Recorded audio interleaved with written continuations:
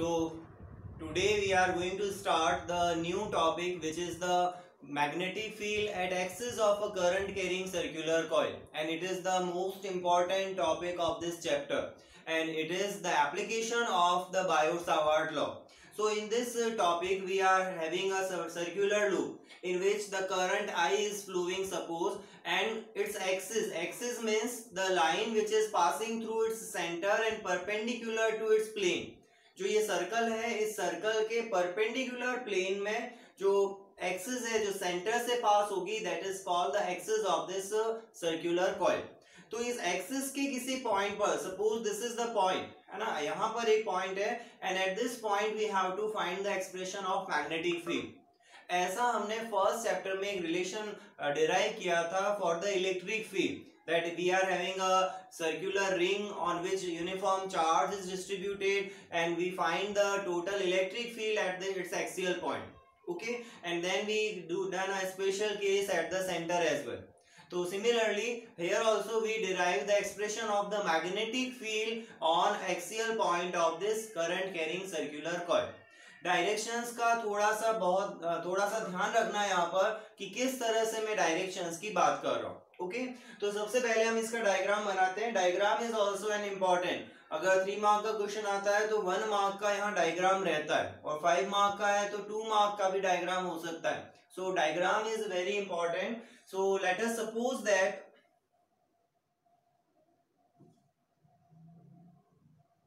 this is a current carrying coil which is placed perpendicular to the plane of board. Means इस तरह से हमने रखा है, and this is the axis. So axis of this particular circular coil is this one, which is perpendicular and passing through its center. So in this case,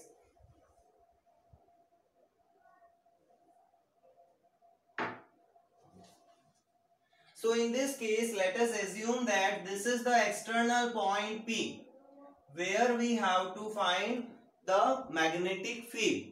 What will be the magnetic field at this point P? It is placed on the axis. Let us also consider that the radius of this circle, या यहाँ पे ही ले लेता हूँ मैं, this one will be the radius, and the radius of circle is small a. Small a is the radius of this circle, and this point P is situated at distance small r from the center of this coil.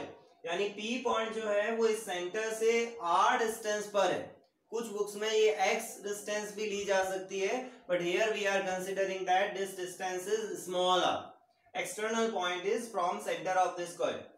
Also, to apply the Biot-Savart law, हमने सीखा था previous lecture में कि Biot-Savart law जब हम apply करते हैं, then we consider a small line segment or line element, और उस लाइन एलिमेंट से पास होने वाली करंट की डायरेक्शन में ही लाइन एलिमेंट की डायरेक्शन को लिया जाता है.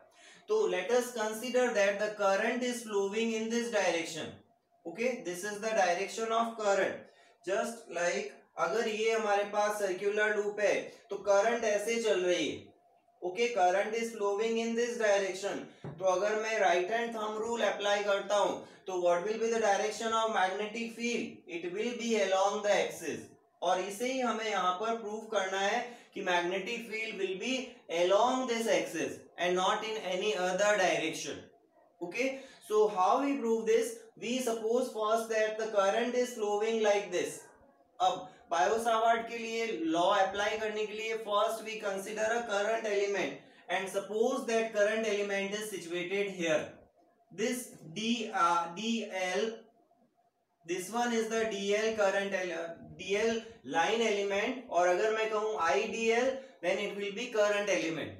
Okay, so where we are taking this current element? Here at the top most point.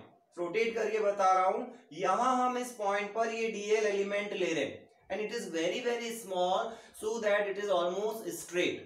Okay, so now what will be the origin of this Biot-Savart law system?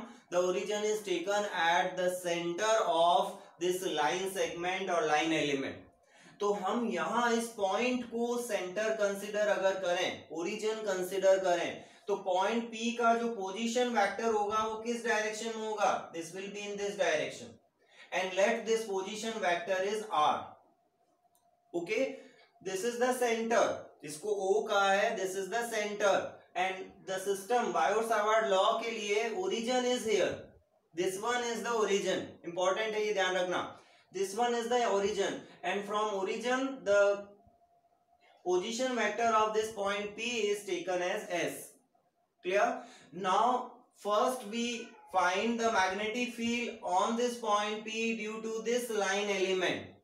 तो उस magnetic field को हम suppose कर लेते हैं उसका magnitude जो है वो dB है. Now what will be the direction of this magnetic field due to this current element? अब डायरेक्शन की अगर हम बात करें तो हमने कल वेक्टर फॉर्म में इसका एक्सप्रेशन लिखा था. What is that expression? It is mu naught upon 4 pi I D L cross R divided by R cube. Okay, this is the Biot Savart law in the vector form. Now dl cross r की direction हम यहाँ decide करेंगे using the right hand thumb rule. तो इसको समझना एक बार. Let us suppose that this is the circular coil, this is the direction of dl, है ना. डायरेक्शन dl की क्या होगी? along the tangent. This is the direction of dl and this one is the direction of s. s vector जो है ना वो इधर है, देखो. This is the s vector and this is the dl vector. And इस point पर अगर मैं मैग्नेटिक फील्ड की डायरेक्शन बता रहा हूं तो dl क्रॉस r की डायरेक्शन में होगा एंड dl क्रॉस r की डायरेक्शन इन दोनों से जो प्लेन बन रहा है उसके परपेंडिकुलर होती है. क्रॉस प्रोडक्ट की डायरेक्शन हमने 11th में सीखी थी that the a cross b is directed perpendicular to plane containing vector a and vector b. So here in this case where will be the direction of this db? It will be in perpendicular. देखो dl and r, तो dl cross s. अब यहाँ हमारे लिए देखो ये position vector क्या है? s है, तो मैं यहाँ पर s लिखूंगा. स्टैंडर्ड फॉर्मूला था r की टर्म में, तो but for us in this system the position vector is what? It is s. So what will be dl cross s?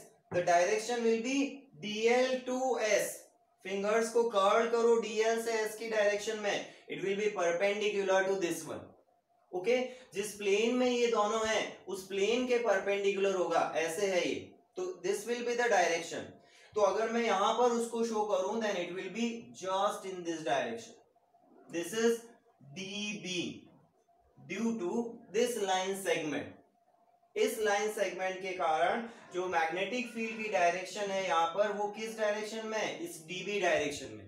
And this dB is perpendicular to this s. s के ये dB perpendicular है. Diagram ही बहुत important है. Derivation में तो हम अगर ये समझ गए तो इजीली उसको डिराइव कर लेंगे, बट यहाँ ये समझना जरूरी है कि dB की डायरेक्शन किधर होगी. जनरली जब हम चार्ज के कारण इलेक्ट्रिक फील्ड लेते हैं तो अगर ये पॉजिटिव चार्ज होता है यहाँ तो इलेक्ट्रिक फील्ड उसी डायरेक्शन में होता, in the same direction, but this is the perpendicular to this vector s. Okay, now अगर मैं यहाँ इस पॉइंट पर एक वर्टिकल डायरेक्शन भी लेता हूं, if I take a vertical direction also at this point P, then if this angle is phi, suppose this angle is phi, then what will be this angle? This angle will be 90 minus phi because it is perpendicular, and if it is 90 minus phi then this angle will be again phi. यहाँ पर ये angle भी क्या होगा? This will be phi because this total angle is also 90 degree. ये जो angle बन रहा है यहाँ पर ये भी 90 है, तो this will be 90 minus phi which will be phi. Okay, कैसे? इसको एंगल को क्या लिखेंगे? दिस इज 90 माइनस phi, और ये 90 कैंसिल होके ये क्या बन जाएगा? phi बन जाएगा. Okay, so this is the angle phi. Now we will resolve this dB in horizontal and vertical direction. Okay, now we will resolve this dB in horizontal and vertical direction. So what will be this horizontal component? It will be dB sin phi. It will be dB sin phi in this direction because phi angle is here. And this component will be what? It is dB cos phi. मिलेगा? It will be dB cos phi. Component of dB along this vertical direction, जिसके साथ में ये phi angle बना रहा है. अब अगर मैं इसी केस में एक लाइन सेगमेंट और लेता हूं जो कि यहां पर है, इस पॉइंट पर एक लाइन सेगमेंट तो हमने यहां लिया टॉप मोस्ट पॉइंट पर जिसकी डायरेक्शन इधर थी. इस बार जो लाइन सेगमेंट लेंगे वो यहां लेंगे तो उसकी डायरेक्शन क्या होगी? इनवर्ड होगी. और उसके कारण भी अगर मैं इस पॉइंट P पर यानी यहां पर लेना है उसके कारण P पॉइंट पर मैग्नेटिक फील्ड लेंगे then it will again perpendicular. Draw करके बताता हूं. If I take a line element here, this is also DL. Okay, this is DL line element. Then the magnetic field at this point P due to this one is also perpendicular to this one होगा. And magnitude will have the same value dB. Okay, इसके magnitude की क्योंकि ये distance भी s ही रहेगी. This distance is also s. अगर मैं magnitude की बात करूं तो this distance is also s. कोन बन रहा है देखो यहाँ एक, ये पूरा एक कोन बन रहा है यहाँ पर 3 डायमेंशनल डायग्राम में जिसका हम ये टोटल एंगल एक सॉलिड एंगल कह सकते हैं बट हमें उसमें नहीं जाना उस डायरेक्शन में. So this angle is also here phi because this one is also phi. Clear? This one is also phi. कोन का जो वर्टेक्स पर एंगल परपेंडिकुलर के साथ बनता है वो इक्वल होता है. तो this is also phi. So when we resolve this dB again, then it will produce here dB cos phi, and here it will be dB sin phi. It means for these two line elements, or we say current element, the magnetic field along the axis, the components are added, and along the vertical axis or perpendicular to axis, the components are equal and opposite. These both components are equal. The magnitude of dB will be same here. क्यों है magnitude same? देखो I constant है दोनों के लिए, DL constant है दोनों के लिए, S distance constant है दोनों के लिए, है ना. डायरेक्शन बदल रही है, एक ही डायरेक्शन इधर है एक ही डायरेक्शन इधर है, but both have the same magnitude. So if they are having same magnitude and they are opposite, then what will happen? They will cancel out each other. ये क्या करेंगे? एक दूसरे को कैंसिल आउट कर देंगे. So the vertical components will cancel out each other but the horizontal components will be added. तो हम यहाँ पर इन्हीं हॉरिजॉन्टल कंपोनेंट की हेल्प से टोटल मैग्नेटिक फील्ड इंटीग्रल करके फाइंड कर लेंगे. ओके, कि एक एलिमेंट के लिए मैग्नेटिक फील्ड कितना है? dB sin phi. तो सारे एलिमेंट्स को लेके हम अगर ऐड करते हैं तो उसको इंटीग्रल साइन में कन्वर्ट कर सकते हैं क्योंकि समेशन साइन कंटिन्यूटी होने पर इंटीग्रल में कन्वर्ट हो जाता है और वेरी स्मॉल सेगमेंट होने पर. तो in this situation when we integrate from limit 0 to 2 pi a, radius कितनी है इसकी? a.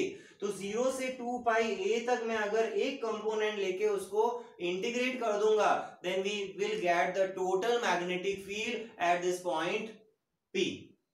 Okay, so this is all about the procedure. यहाँ एक पॉइंट ध्यान देना कि DL और S में एंगल कितना है. DL और S वेक्टर जो था हमारे पास, देखो फिर समझाता हूं. This was the DL and this is S. ये दोनों देखो एक दूसरे के परपेंडिकुलर है. These both are perpendicular to each other. This is DS and this is S. दोनों में जो एंगल बनेगा ना, that angle will be 90 degree.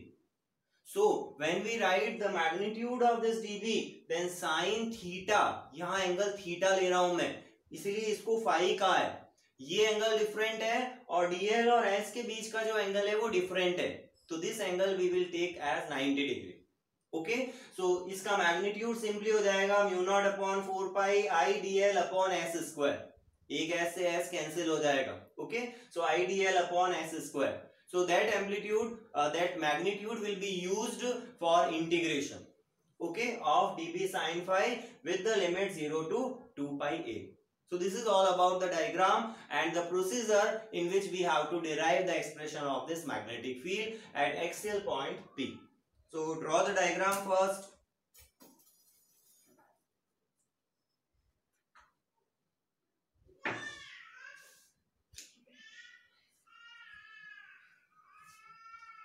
Considering a current carrying circular coil of radius a and current I,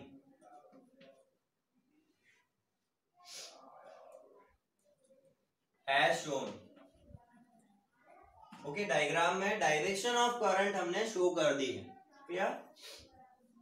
ये वाली जो side है ये outside the plane of board है और ये जो साइड है सर्कल की ये inside the plane of board है। 3D में सर्कल को इलिप्टिकल शेप में बनाया जाता है और दिखता भी ऐसे ही है। The axial point P is situated at distance small r from center of circle. Circle के सेंटर से ये कितनी डिस्टेंस पर है? स्मॉल r डिस्टेंस पर है। ऑन या एक्सिस अपने लिख ही दिया, एक्सियल पॉइंट है।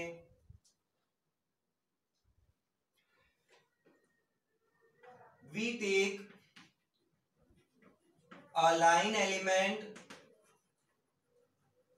dl to apply Biot-Savart law. This is the application of Biot-Savart law. Okay, this is second one application. कल हमने फर्स्ट की थी जहां हमने centre of the circular loop के सेंटर पे मैग्नेटिक फील्ड फाइंड किया था, तो इसको सेकेंड एप्लीकेशन भी लिख सकते हैं। To apply Biot Savart law we consider a line element as shown from which the position vector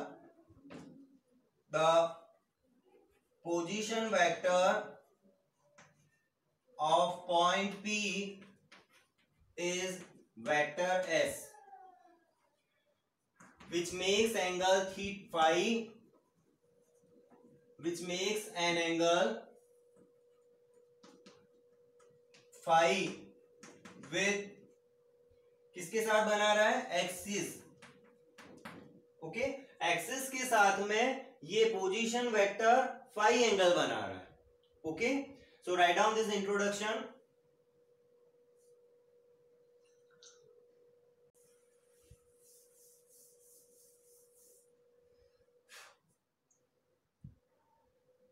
The magnetic field dB due to this line element, upper line element कह सकते हैं हम इसको, ठीक है, upper line element at point P will be dB equals to, magnitude लिख रहा हूं अभी मैं, डायरेक्शन को हम बाद में एक लाइन में लिख देंगे। Okay, so dB will be equals to from this formula. Okay, this is the formula which we are using. So dB will be equals to mu naught upon 4 pi. Mu naught is what? Permeability of the free space or vacuum, or air. This system is taken in the free space or air, and free space is also called vacuum. So mu naught upon 4 pi I dl upon s square यही होगा। और sin 90 लिखना चाहो तो लिख सकते हो, sin 90 degree. अब उसको हम डायग्राम बना के एक्सप्लेन नहीं कर रहे हैं, मैंने तुम्हें एक्सप्लेन कर दिया है कि this will be the situation, this is dl element and this is vector s, and dl cross s जो आएगा वो इधर आएगा, dl क्रॉस s, इसीलिए मैग्नेटिक फील्ड जो है वो यहाँ इसके परपेंडिकुलर है। ये सिचुएशन है एक्चुअल में 3D में अगर इसको हम देखेंगे तो, ओके। बट हमें यहाँ 2D डायग्राम बनाना पड़ता है 2D बोर्ड होने के कारण, फिर भी इसको इस तरह से ध्यान रखना कि this is DL, this is S and this one is DB। अब इधर क्यों लिया, यहां क्यों नहीं लिया, क्योंकि हम मैग्नेटिक फील्ड यहां फाइंड कर रहे हैं, इसीलिए मैंने डायरेक्शन ऑफ मैग्नेटिक फील्ड इधर रखी है, only due to this DL element, okay.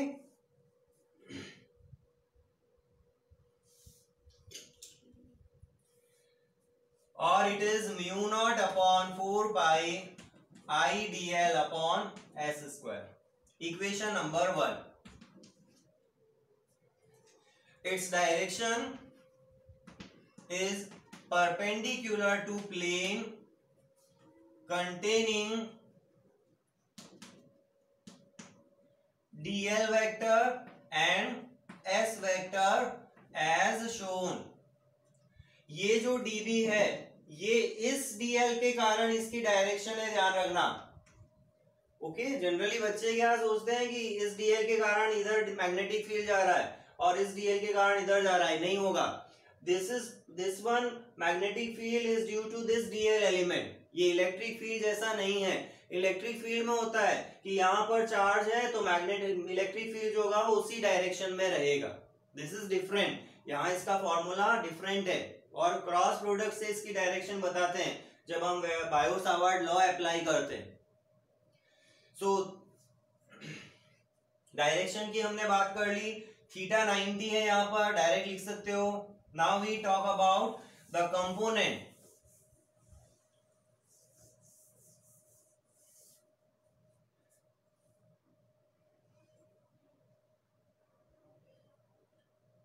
Now we resolve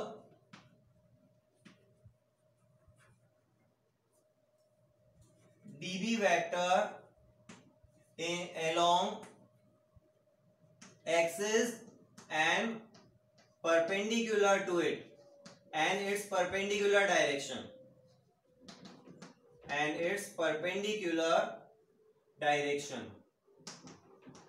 as dB sin phi and dB cos phi।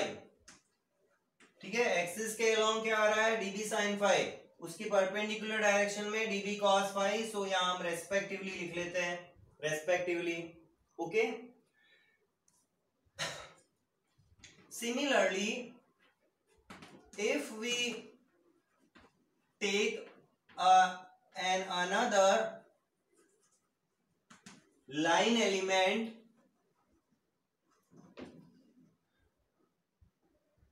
at lower side, ठीक है, यानी इस साइड में हम लें, and resolve the magnetic field due to it also, then, ठीक है, यानी इसके कारण जो मैग्नेटिक फील्ड है उसको भी अगर हम रिजॉल्व करें तो क्या होगा, vertical components will cancel out and horizontal components are added, okay। So then vertical components cancel out and horizontal components will be added, horizontal components will be added, okay. वैसे मैं एक एक पॉइंट को यहाँ पर डिटेल में लिख रहा हूं जो भी डायग्राम में हमने कंसीडर किया था, but according to the time duration which you have in the exam you can shorten this introduction of this diagram। all the things are already mentioned in the diagram। अगर आपने diagram को correctly draw किया है, आप इसी के साथ में साइड में पॉइंट्स में लिख देते हो, लिख सकते हो I is current, DL is the line element, DB is the magnetic field directed perpendicular to this DL and S etc। जो मैंने पॉइंट्स लिखे ना उसको लाइन में शॉर्ट में इन ब्रीफ डायग्राम के पास में एक्सप्लेन कर सकते हैं, okay. So write down up to this one. तो हमें क्या करना है, ये दो कंपोनेंट हो गए कैंसिल और इन कंपोनेंट्स को हम ऐड कर देते हैं, ओके। अब दो तरीके हैं टोटल मैग्नेटिक फील्ड फाइंड करने के, मैं दोनों बता देता हूं, बट हम यूज जो लेंगे वो एक ही वे लेंगे। So write down up to this one first, that we take only a single line element and whose component is dB sin phi and integrate it the dB sin phi from the limit of dl 0 to 2 pi a. Radius कितनी है a, तो circumference क्या होगी 0 to 2 pi a. एक तो ये तरीका हुआ. दूसरा तरीका क्या है यहाँ पर कि हम दोनों एलिमेंट्स को लेते हैं एक साथ, है ना, एक यहाँ पर और एक यहाँ पर, और दोनों के टोटल फील्ड को कितना लिखेंगे 2 dB sin phi. और उन 2 dB sin phi को जब हम एक साथ ले रहे हैं तो हमें half of the circumference he move करना है. हमें इस सिचुएशन में when we are taking both the elements and these magnetic field due to both element, then we have to integrate with limit 0 to pi a only. Complete circle हो जाएगा क्योंकि एक ऐसे चलेगा दूसरा ऐसे चलेगा, तो it will B 2 pi a की जगह हम केवल पाई a तक ही इंटीग्रल करेंगे. तो दोनों के एक्सप्रेशन में एक बार लिख देता हूं, बट हम यूज एक ही लेंगे. Now the total magnetic field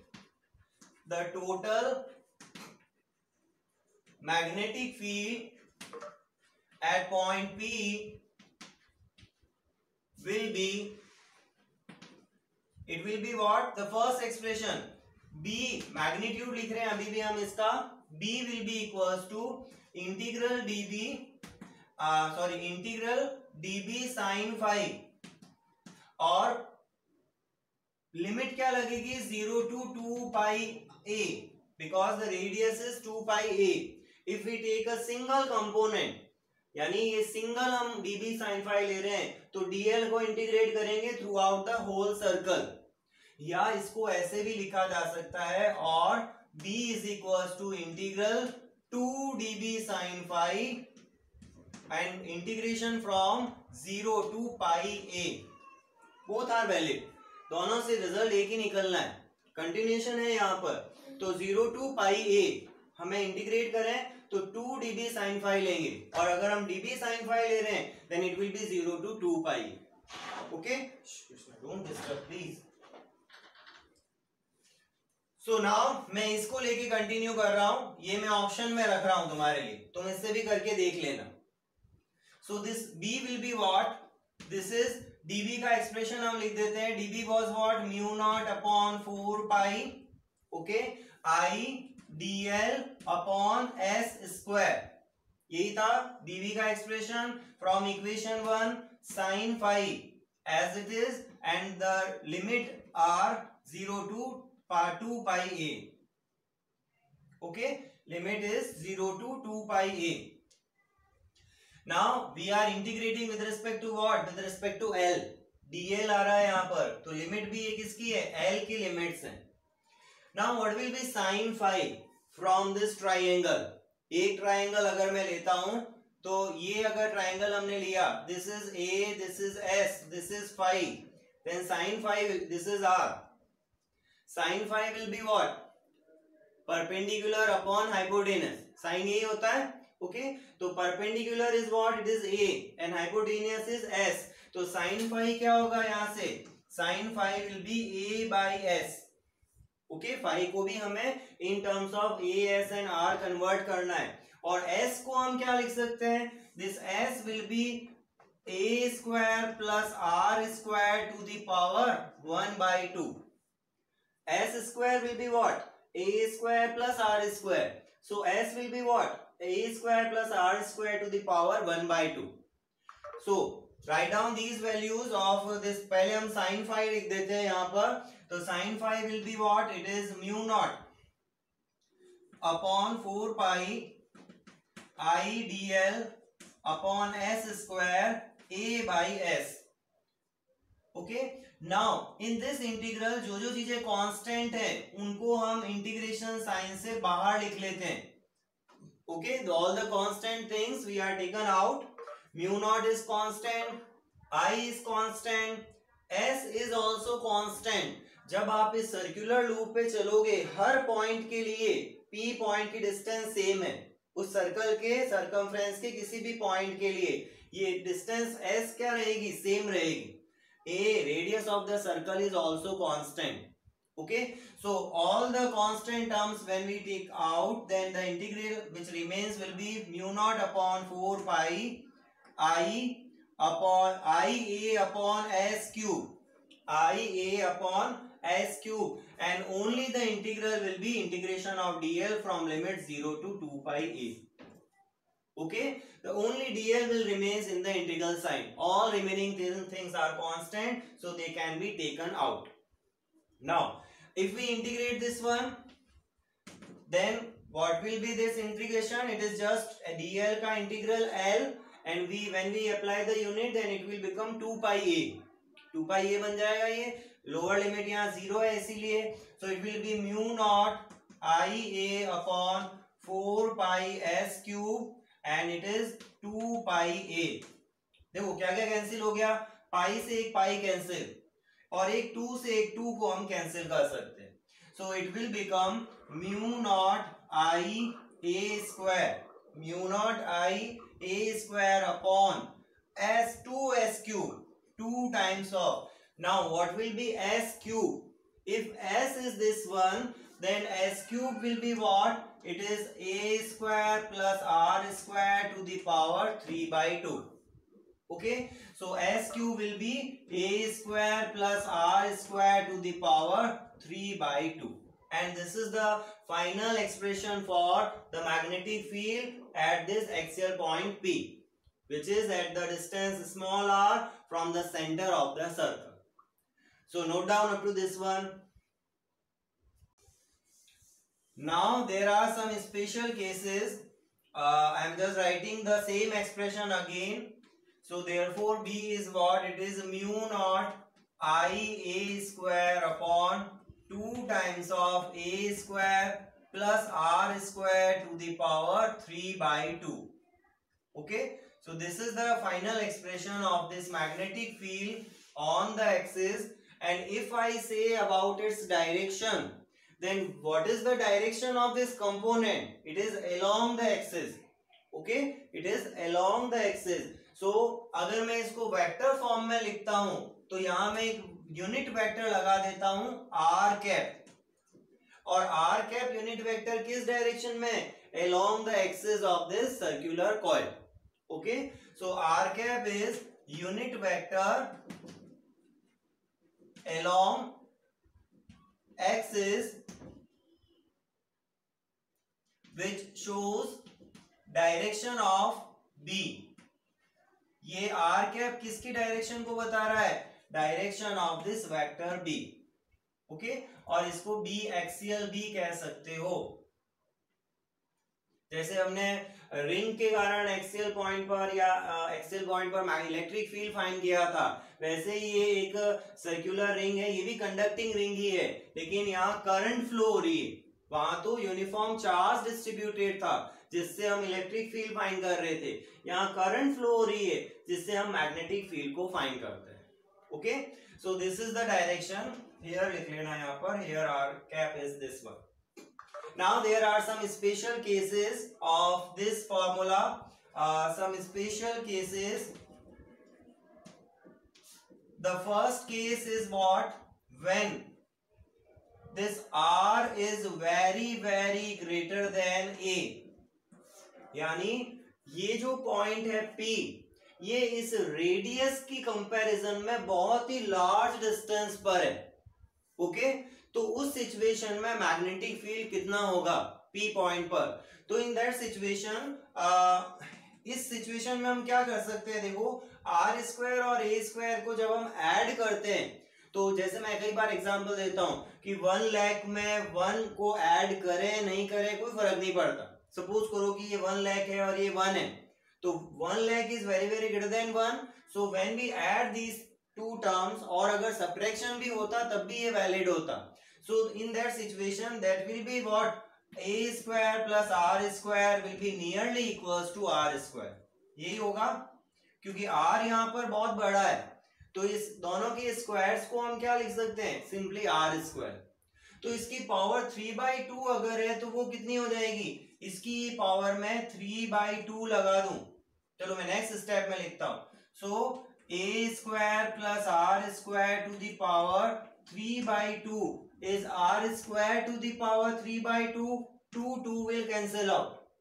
2 and 2 will cancel out and it will becomes r cube. Okay ये क्या हो जाएगा सिंपली r क्यूब. और फॉर्मूला क्या बनेगा फिर b is equals to vector b is mu naught I. इस a स्क्वायर को नहीं हटाना है, इसे नेग्लेक्ट नहीं करना है क्योंकि ये मल्टीप्लाई हो रहा है इस पूरी टर्म से. Okay this is multiplying with this term. No doubt ये कम होने से मैग्नेटिक फील्ड का मैग्नीट्यूड बहुत कम हो जाएगा. उस सर्कुलर लूप से जितनी डिस्टेंस हम बढ़ाएंगे उतना ही मैग्नेटिक फील्ड वीक होगा. लेकिन वो एग्जैक्ट जीरो नहीं कह सकते उसको क्योंकि यहाँ पर ये टोटली जीरो नहीं. जीरो हो गया तो रिंग ही नहीं बची, वो सर्कुलर लूप ही नहीं रहा अगर रेडियस ही जीरो हो गई. ओके और आर इंफिनिटी नहीं ले रहे. इंफिनिटी लोगे तब भी b जीरो हो जाएगा. But r is not infinite but very large comparative to the circular loop. Okay, radius of the circular loop. So this will be what? It is mu naught I a square upon 2r cube and r cap. This is the magnetic field for this condition when r is very greater than a. Okay, तो कई बार आपको direct ये formula भी use लेना पड़ सकता है for any numerical. So write down this one. Then we move to the second case. दो केसेस और बताऊंगा मैं यहाँ पर.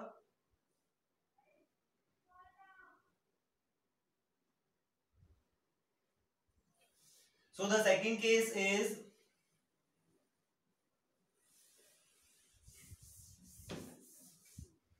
case second when r equals to 0.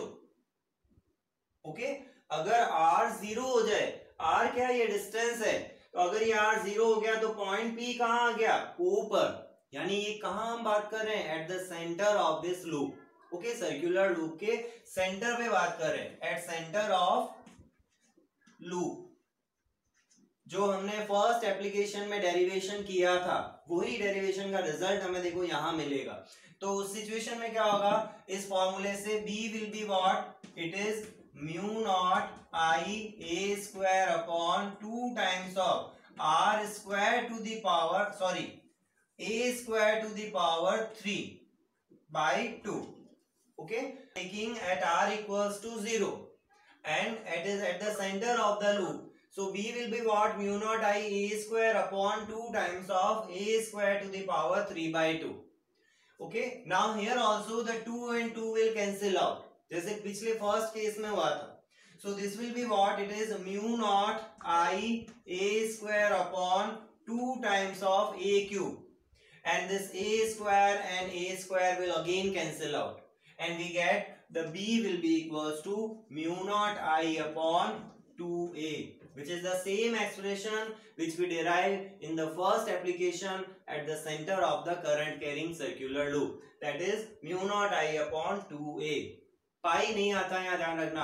एक एक्सप्रेशन और हम आगे डिराइव करते हैं जहाँ स्ट्रेट वायर के कारण मैग्नेटिक फील्ड फाइंड किया जाता है. इनफाइनाइट लेंथ का स्ट्रेट वायर जिसमें करंट आई फ्लो हो रही हो, तो वहां पर ये एक्सप्रेशन म्यू नॉट आई अपॉन 2 पाई ए होगा. इसमें कंफ्यूज हो जाते हैं बच्चे कई बार कि पाई लेना है या नहीं लेना है. तो सर्कुलर लूप में पाई नहीं लेना है, ये ध्यान रखना. स्ट्रेट वायर में पाई लेना है. And the last one which is case third when this r is equals to a.